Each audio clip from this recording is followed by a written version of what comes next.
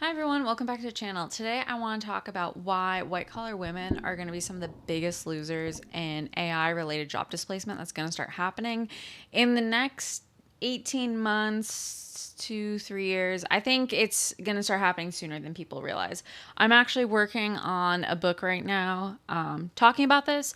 It breaks down why people are going to lose their jobs. Spoiler, it might not necessarily be because of AI, just the entire economy is restructuring right now, and AI is just a piece of that. It also talks about some of the groups of people who are going to be most affected, and then some things you can do to start getting ahead. So, one of the groups I think that is going to be most affected are white collar women.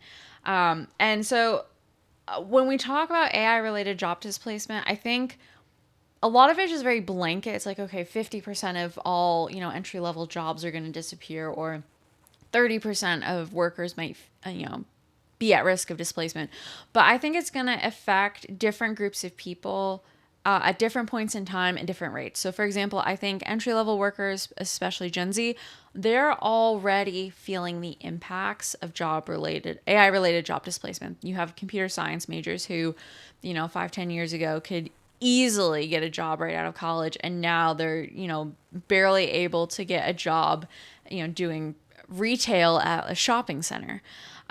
So not everyone is going to be affected equally. I think the displacement is going to happen at different points in time, but also think, the next 18-ish months, so in late 2026 into 2027, I think this is when things are going to really kick off. So, like I said, one of the groups that's going to be most affected is white collar women. And this isn't because of misogyny. I think this group of people is going to blame the patriarchy and they're going to blame misogyny. But that's not actually what's happening. I think women have a preference for less demanding careers. And a lot of those careers are performing bullshit jobs that actually add zero value to the economy. They're glorified babysitters and paper pushers. And I say this as someone who once held one of those jobs. Like, you're not really, a lot of people aren't really doing what they think they're doing. You might be a really good employee. You might be really proud of the work you do, but at the end of the day, your work has to provide some sort of economic value. And if your work is not adding revenue, helping a company acquire new clients or, prospects, it's not helping you generate investment. If you're a startup and you're looking for capital, if you're not doing something that has economic value, your job probably isn't as important as you think it is. And a lot of people, because they're doing bullshit performative jobs, I think a lot of stuff is going to get offshored to cheaper cost centers. So places like India and the Philippines. Obviously, AI is going to play a role. But I think, too, because most people aren't really working a 40-hour work week, I think jobs are just going to get consolidated as well. So if you have a team of, 10 digital marketers, in the AI economy, you might only need 4 or 5 digital marketers, one of which, isn't a manager of an AI tool, and then a couple freelancers over in the Philippines, right? So we're moving into a new globalized work environment where where people are going to have to work with a combination of digital cognitive labor as well as human cognitive labor. And so, because I don't think women are in value added demanding careers, I think they're going to be the ones who are most at risk of their jobs being eliminated, outsourced, or automated. And I think one of the reasons why this is going to be so difficult for women, especially white collar women, is because of the role of feminism and careerism in shaping their worldview. Again, I say this as someone who, up until very recently, was one of these women who was all in on career, thought that was the pathway to success and that would lead to happiness. I blamed the patriarchy, tried to lean in, did all the things, right? And so I think a lot of these feminist women are still rallying behind old tropes that are very much outdated. So a great example is the gender pay gap. Up until like 2 years ago, I was editing a report from a feminist publication based out of New York City that was making this argument that women are still paid less than men. And there's never an acknowledgement that women choose less demanding careers than men. Therefore, they're paid a different wage. Like, I'm sorry, if you're a teacher, you're not going to make the same amount of money as a guy working on an oil rig in the Gulf. Like, there's no universe where that's going to happen. At the end of the day, you have to acknowledge that the gender pay gap isn't really real. Women are choosing careers and they're choosing jobs that just don't pay as much as men. And that's one of the reasons why there's a pay gap. But so long as women focus on these older issues, they're not going to be able to see the more existential crisis that is looming right in front of them. And in reality, while they're fighting for equal pay, it's not going to matter in a couple of years when they have no jobs at all. So would you rather have, whatever salary you're making today or $0 tomorrow? I think that's kind of the question these women need to start asking themselves. But because they're entranced by the feminist narrative and feminists aren't asking these questions, they're not going to have exposure to these ideas to begin thinking ahead of, okay, AI is coming. What does this mean for my job? First, I think, like I said before, women occupy too many bullshit jobs that don't really contribute to the bottom line. And so, this is based on David Graeber. He was an anthropologist that wrote a book called Bullshit Jobs, and he did some qualitative research on the phenomena of modern work, has written a lot about the topic. And he argues that bullshit jobs are really performative in nature. So part of the role of these jobs is to demonstrate power or legitimacy or to check boxes, and they're part of like bureaucratic rituals. So a lot of jobs that women hold, take administrative assistants, for example. You're not sitting at a front desk for 8 hours a day answering non-existent phone calls because there's actual work for you to do. He argues in the book that, companies will hire admins and clerks and front desk people because it projects importance and it projects power. I mean, think about it. If you are someone with an executive assistant, automatically people think, oh, you're important, you're busy, you have a lot, oh, just talk to my assistant. It conveys something socially that I think a lot of people like emulating. There's social capital that's tied to it. So if you can pay someone, $50,000 to $75,000 a year to sit at a front desk, and you can give off the impression that the business you're part of or whatever you're running is important, and you get business deals because of that impression, then it's worth it to you, right? So the job doesn't necessarily have economic value, but it has social value. So as society changes, the role of social value in business is also going to change. So some of these jobs aren't going to be needed. Same with, he calls them box tickers in the book. But people who are checking boxes with bureaucracy, and that can be government bureaucracy, it can be a college university bureaucracy. If you're compiling reports and things just for the sake of, complying with some sort of regulation or adhering to some need, or take ESG reports, for example. ESG has come largely out of an ideology.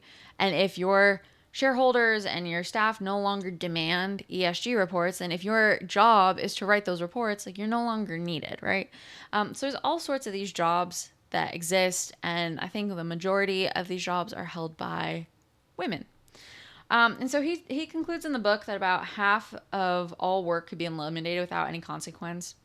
So millions of white-collar jobs could disappear. And while if you're a worker in one of those jobs, you're obviously going to feel an impact because you're going to lose your job and your wage and all your benefits, the economy itself would carry on. And I think, a good corollary is Starbucks, right? Everyone talks about, you have people protesting, workers at Starbucks protesting for better wages and how important they are and blah, blah, blah. If Starbucks filed for bankruptcy tomorrow and closed up shop, the economy would continue functioning. You don't need Starbucks. So all those people who think their jobs are essential as being baristas in Starbucks are a little delulu. Now, if, whatever medical system, maybe like the Cleveland Clinic, for example, if the Cleveland Clinic were to shut down tomorrow, the entire economy of Cleveland, Ohio would probably collapse, right? Because it's a major employer in the area and just huge in the medical industry, right? So you have to think about, where are jobs located? What role do they play in the economy? And if they actually have economic value attributed to them. If they don't, if you're just a glorified paper pusher, or you're just checking boxes, or you're doing some sort of performative ritual, you might not actually be as important as you think you are. And so I think, like I said, the vast majority of white collar, like bullshit white collar jobs are held by women. And I derive this from how work is categorized. So you have women, so 71% of workers fall into one of these professional categories. So you're admin support, you're a professional, you're in service, sales, or you're a mid level manager.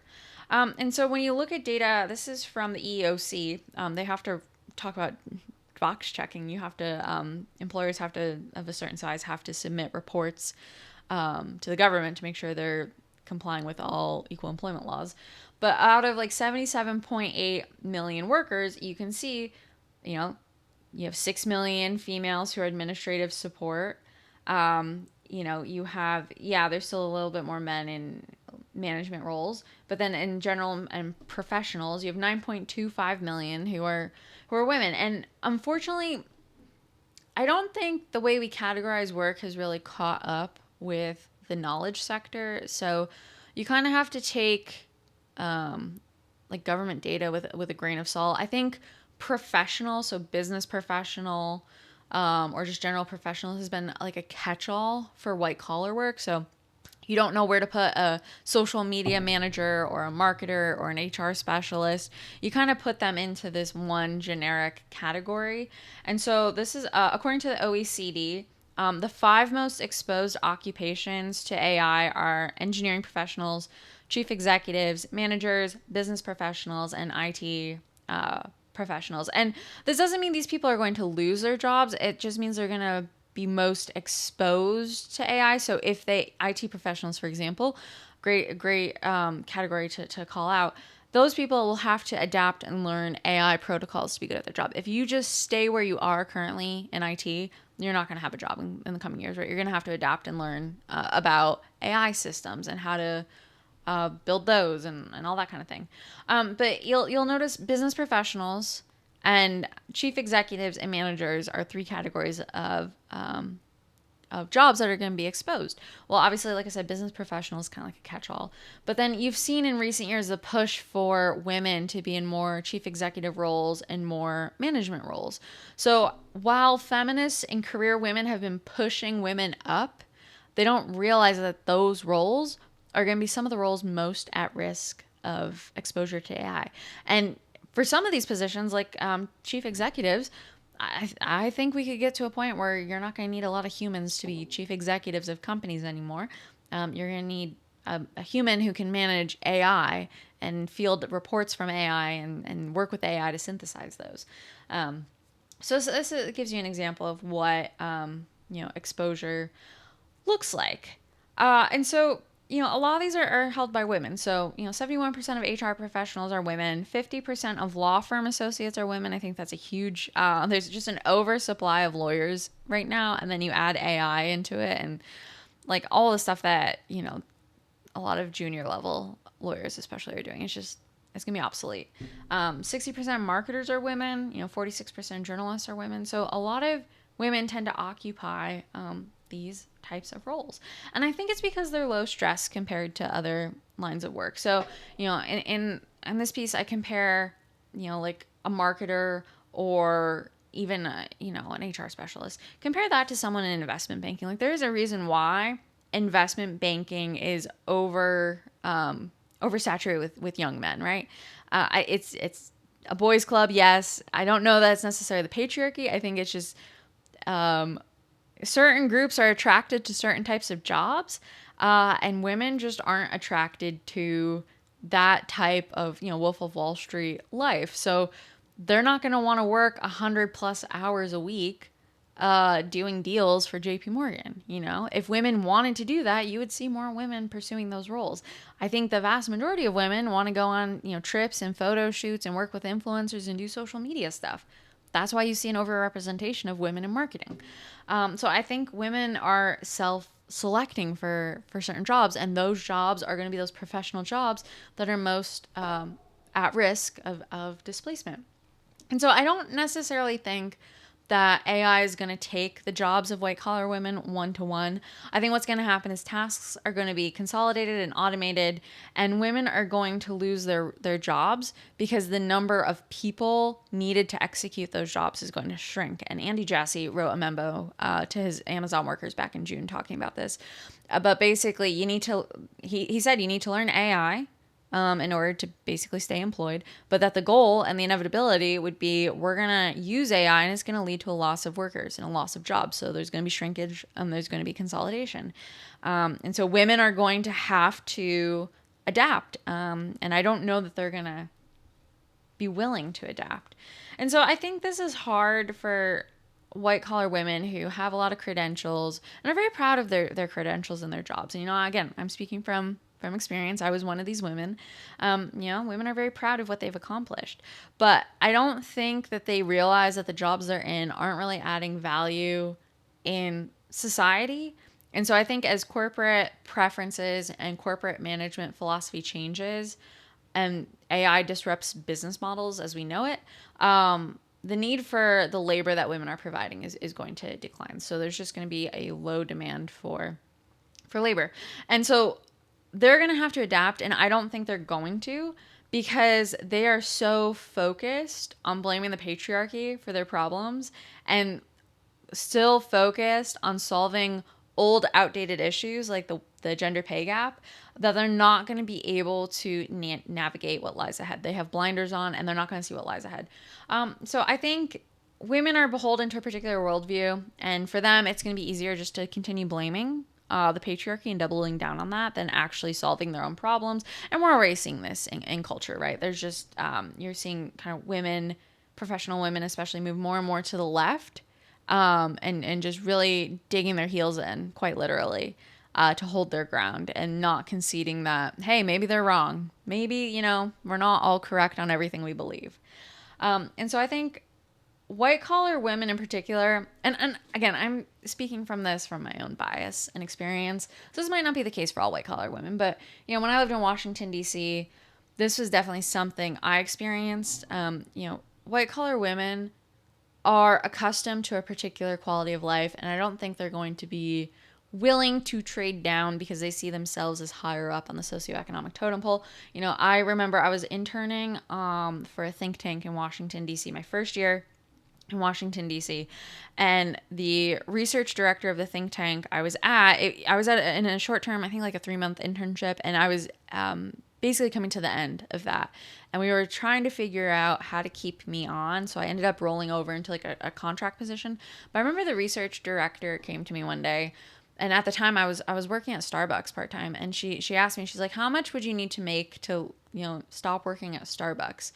And it was in the way she framed it, I think really said a lot to me. And I really, unfortunately, internalized that, and that shaped how I proceeded with my career in Washington, D.C. But she could have easily said, hey, Amanda, we really like working with you. How much would you need to work with us full time, right? Or we want to hire you to do this. Let's come to an agreement, right? But instead she said, how much can we pay you to stop working at Starbucks? And I stupidly said $2,000 a month because I didn't know any better. But it was implied that working at Starbucks was beneath me, and working that kind of job, an hourly job, serving people, customer service role, that was beneath me. And I definitely felt that throughout my entire time living in DC. There was an unspoken socioeconomic hierarchy, and there were just certain jobs you shouldn't do. And if you've ever gone to DC, you can totally see this. It's probably one of the most racially divided cities in the country. Don't fact check me on that. I'm not sure if there's data to back that up, but I suspect there probably is. You just have a lot of really wealthy people on one side of the city, really poor people in wards, 6, 7, 8. And a lot of those people are working hourly service jobs. They're the ones making your burger, doing your dry cleaning, all that kind of stuff. And the people working on K Street and in Capitol Hill, very white. So it's a very racially segregated city. And there's definitely an ethos where it's unbecoming of someone to trade down and work a job that's less than them or where they're undervalued. And so, again, I'm speaking from DC experience. other cities and other career fields might have something similar or different. But I do think a lot of white collar women who pride themselves in their careers and have some sort of status in their careers, they're not going to trade down. They're not going to look for a job that doesn't come with the same or equivalent level of social dignity that they're accustomed to now, and the ability to afford the lifestyles they're currently living. And so I think a good way to see how women choose jobs and whether or not what I just said is true, whether or not they would be willing to take on different types of work, is with regard to how women are represented in tech. The data point and the argument that feminists have made is that there aren't enough women in tech. So there's been all sorts of programs and, pushes to get young women to do STEM careers and then scholarships and all that kind of stuff. But the data shows that women aren't actually choosing the careers that, feminists think they're choosing. So 35% of STEM jobs are currently held by women, and 20% of undergraduate computer science degrees are awarded to women. So, that's not a lot. That's not a lot. So women have the ability to choose their careers. I chose which majors I majored in. Everyone else did too. No one's holding a gun to your head and telling you what you need to do. I mean, sure, there's incentives, but there's no punitive structure to disincentivize people from certain careers. So according to the Treasury Department, they did their own analysis on AI exposure. These are the top majors for women. Nursing and education, I'm not bucketing those as white collar. I would say those are more like working class jobs. So I'm like a high school teacher or a nurse at a local hospital. I know there are some professional equivalents to that could be considered white collar. For the sake of this, I'm not considering nursing and education white collar. When I say white collar, I'm talking about, Devil Wears Prada, someone who is sitting in a corner office on Madison Avenue or on K Street, someone who has a career where they're probably sitting in more meetings than not. That's kind of what I'm talking about. So the top fields for exposure, the top majors for women, the top majors that women choose and that are exposed to AI include things like psychology, liberal arts, sociology, English, and communication. So despite all of the support women have received over the past, decade or two, and I'm talking mentoring, and there's programs, and there's, things you can do in high school and all that kind of stuff, they're not choosing to go into STEM. I was looking at data from the National Science Foundation, and only about 17.7% of computer science degrees were awarded to women in 2008, while 19.9% were awarded to women in 2018. So after a decade of scholarships and programs and all that kind of stuff, they've only seen a 2.2% increase in computer science majors. So overwhelmingly, despite pushing young girls to go into STEM, they're choosing not to. They're continuing to choose softer degrees like sociology and English and communications. And so I don't think women want the jobs that are being created in the new AI economy. They clearly did not want tech jobs. That's why they're not majoring in STEM and crazy high numbers.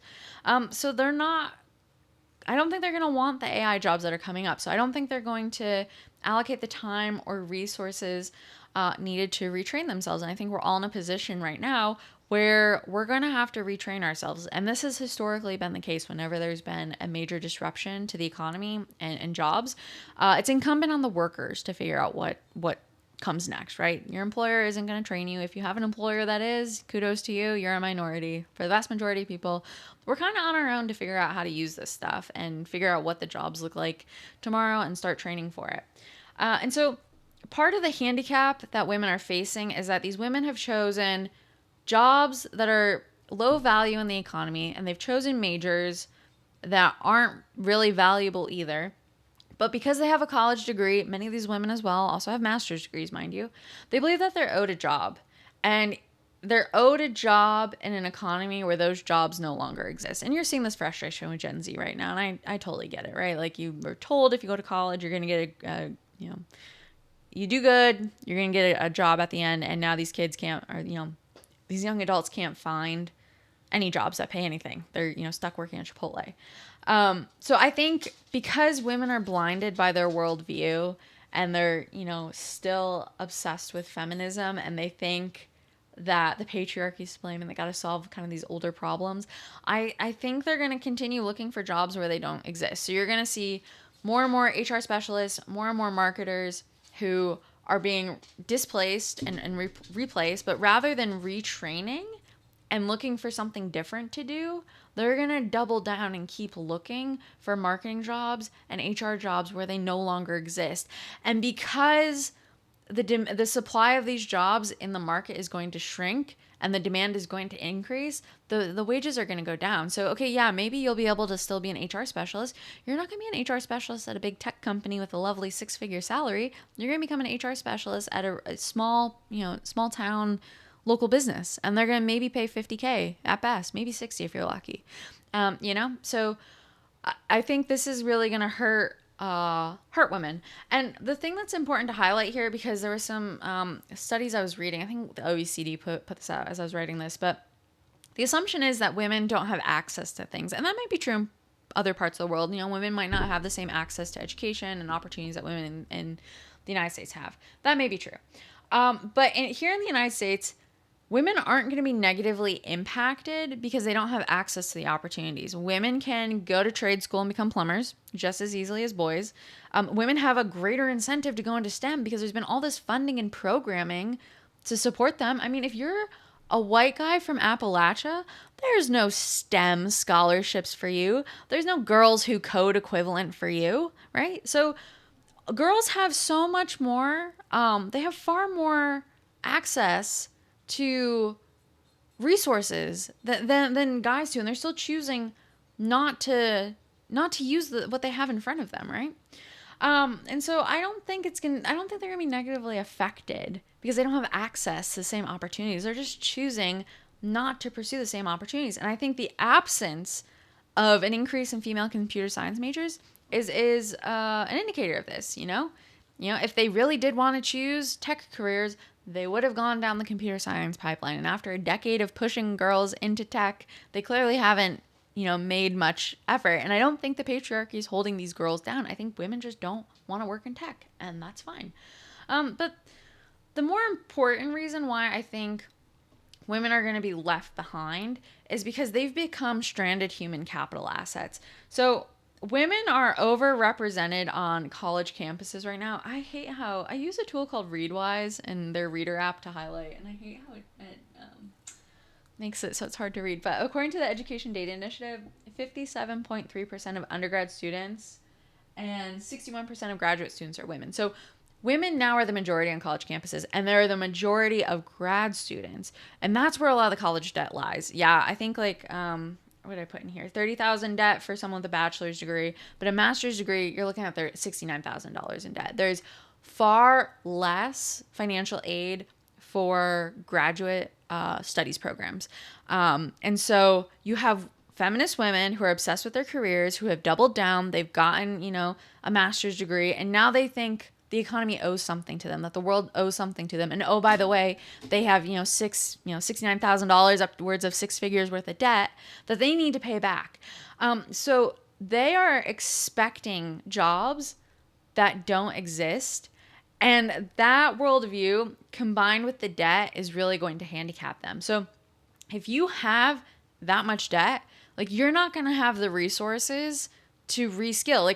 If you need to work a certain job to earn a certain income to not only keep up with your lifestyle, but also keep up with your debt payments, you're going to be limited in the options you have. And I think as we go through this transition, people are going to have to trade down. And it's not going to be forever, right? I think the economy, as it kind of sorts itself out, you'll figure out which jobs are going to be good and which ones not. But in the interim, I think people are going to have to trade down for a little bit. And that's not inherently a bad thing. But I don't think a lot of women will have, especially career women, will have the flexibility to do that. So, if you have a huge student loan payment, there was a woman in tech I did a video on, and she, talked about this, how she was at a management level, but now she was just looking down. She moved herself down the notch in her, career ladder and was looking at just a regular contributor role. So it's a really great example. So if you have a huge student loan payment, and your other lifestyle costs, you might be looking for management level jobs that are increasingly hard to come by, or in certain job levels that you're not gonna be able to find, but you need those because you need that income.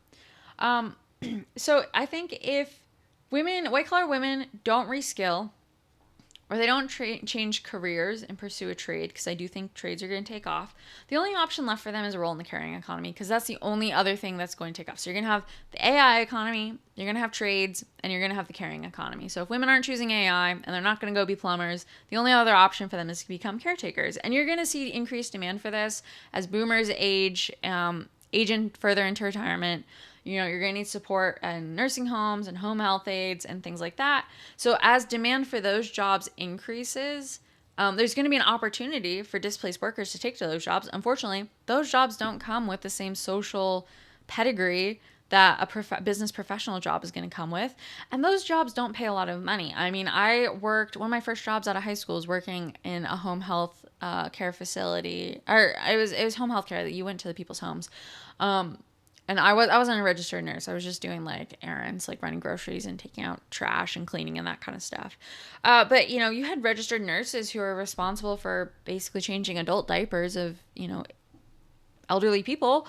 They were paid like $10, $11 an hour at the time. Now I think it's maybe $14, $15 an hour. So they're not making a lot of money. You have Starbucks baristas who are making more than preschool teachers in certain parts of the country. So. And I'm not saying that one should make less than the other. I'm just saying what is. Like we don't value the caring economy. So there isn't dignity in those jobs, even though they're important, and there's no pay in those jobs. And so it's going to be hard to convince someone who has a master's degree and all this, social prestige to take a job like that. And of course, the other option, if you're not going to take a job in the caretaking economy, is to take care of your family. So I think this is why we're seeing a rise in traditional wives and a move towards that. If you have the means to do so and a husband who can support you, I think, that's a pretty good option for the women who have that. But again, I think because of the doctrine of feminism, women don't want that. I think career women see that as imprisonment and oppressive and a punishment. So even though that option might be sitting right in front of them, they might not consider it in the first place. So I think white collar women are at higher risk of AI related job displacement than men because the vast majority of women aren't currently working in value added roles. I think because of that, their roles are the first on the chopping block. So as chief executives are looking for places to cut, places to find efficiencies in their workforce, I think a lot of the jobs that white collar women hold are going to be the first ones to be cut. And so they're going to have to adapt. They're going to have to reskill or pursue a new career. They have all these options open to them. They can become AI literate. They can go to an AI boot camp. They can start an AI company. They can join the caretaking economy. They can go learn a trade. I mean, there's nothing stopping women from going and, being a construction worker, plumbing, welding, all that's open to women.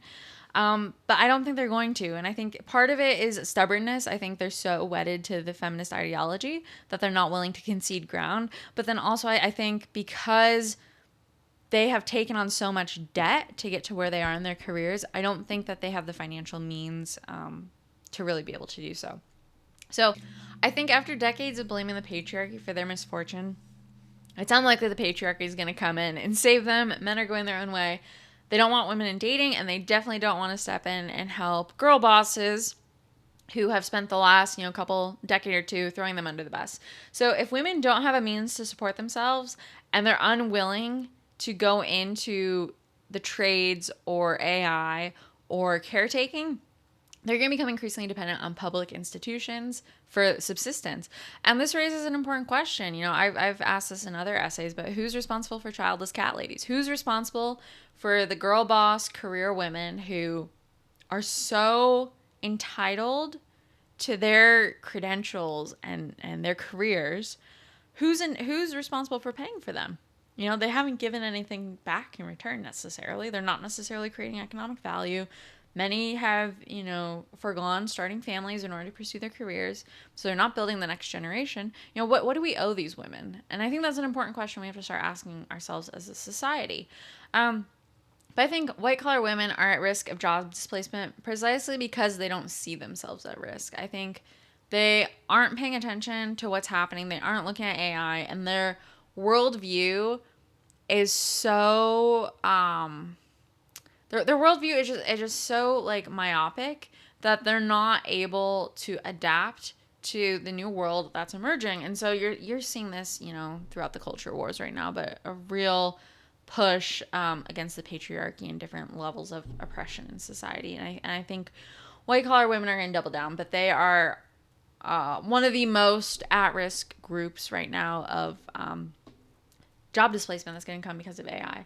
So if you like this is an essay published on Substack that dives into this, and it's part of a series I'm writing that's part of a book about, like I said, what we're going to have to face in the next, I think, 18 months. So in 2027, what we're going to have to face, you know, as we transition into a post white collar, post knowledge work economy. What does the new AI economy look like? And how should people start adapting? I've published several essays here. The book itself will be coming out hopefully next month. So I will, if you're interested, definitely subscribe over on Substack, and that's where I'll be sharing more updates about that. And I'd love to hear your thoughts, especially if you are a white collar woman who is working in an at risk profession like marketing or HR. You know, what do you see? What do you think? You know, do you see yourself as being at risk? And kind of what are you seeing as AI begins to be adopted in offices across the country? I would love to know what you think about that. And that's what I have for you today. So I will, thanks for watching, and I will see you in the next video.